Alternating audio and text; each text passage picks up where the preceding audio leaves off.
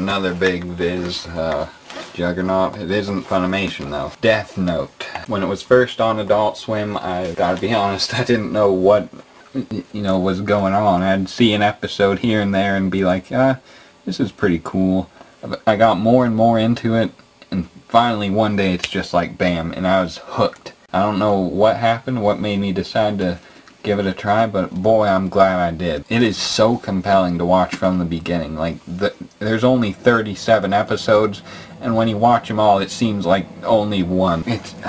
There is enough, I guess, but anytime you watch it from beginning to end, you're like, man, it's over already. There's really nothing else like it. A lot of people say it's overrated, but really it's not. This is one of the greatest anime manga, of all time, which, coming from me being pretty much strictly a fighting anime fan, well, not anymore at all actually, but back when I first got into this, I was pretty much solely a fighting anime fan, and this just is a testament to how great of a series it is. Exceptional in every aspect. In school, one time I had to read this book called A Separate Piece, which, if you know what that is, good for you, but pretty much there's this theme of the main character becoming someone you detest, and you go to like the opposing character better, and everyone's like, this is such a cool idea.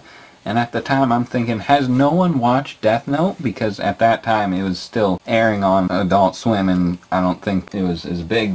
It wasn't nearly as big as it is now. That was like 2008 or 9. A lot of people, like with all the series, they think once it gets to a certain point and the series changes, like it's not as good anymore. The case with this being when one of the main, technically, antagonists, however, he's a character that most people like more than the protagonist, his name is L. Yes, the letter L. The protagonist, his name is Light. L dies, and he's replaced by these two other characters that sort of resemble him, named Near and Mellow. And most people do not care for these characters. They think L is superior, and when he dies, the series ends. I think it ends up really nicely with Near and Mellow at the end. That's my 2 cents on it, and if you disagree, well, you're wrong. As far as I know, there are no Death Note OVAs. However, there are 3 live-action movies that I got. And there are live-action Dragon Ball movies that I won't even begin to talk about, but these are pretty good in their own right. These 2 movies follow the series, sort of. This one is just, let's forget about that. Let's pretend there's only 2 movies. This contains 37, I think, episodes, each at 20 minutes, so that's 540 minutes, right? Whatever, of content that they try to abridge into. Each of these is about 2 hours, so 4 hours. So yeah, a lot of details are going to need to be cut out, but for this one it's done without changing too much from the original story.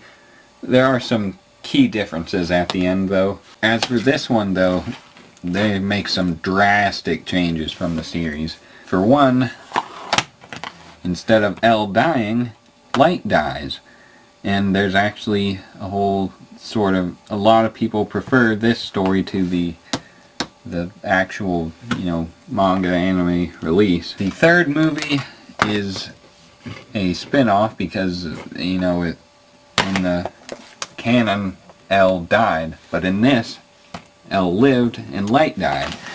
So this has nothing to do with the Death Note anymore, which up until this point was this notebook where if you wrote someone's name in it, that person would die.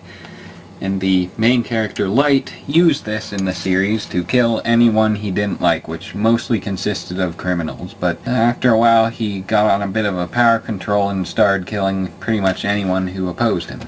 That is why a lot of people dislike Light, in a nutshell. When this, Light dies, and the Death Note is, it's done away with. So once we get here, there's no more Death Note. Actually, the title of this movie, I guess, is just L Changed the World. There is no, it says the unwritten chapter of Death Note. Oh yeah, I guess it does say Death Note L.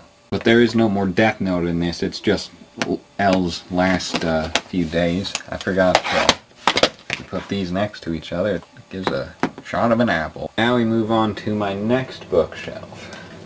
And we run into a rather obscure series called Jubei-chan. There's another series after this called Jubei-chan 2, but that's more action based, and this is kind of more comedy based. I don't know which one I really like better.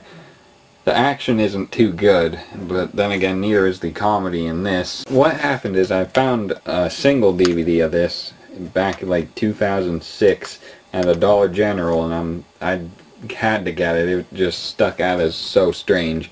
I got it, I'm like, yeah, this is a pretty different series. I was compelled enough to years later finally get this, and it was pretty disappointing.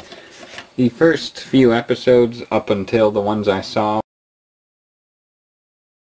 led me to believe that there would be a pretty climactic ending, and the ending was the most disappointing thing about it. It just sort of, I won't say it flopped, but it's not as good as I was hoping for. Ultimately, if you want something so obscure that you'll just be like, what am I watching, then give it a shot. But if you know what it is and you're hoping for a good review about it, maybe you look elsewhere, because I couldn't do it justice, because I find more flaws with this than I do good points.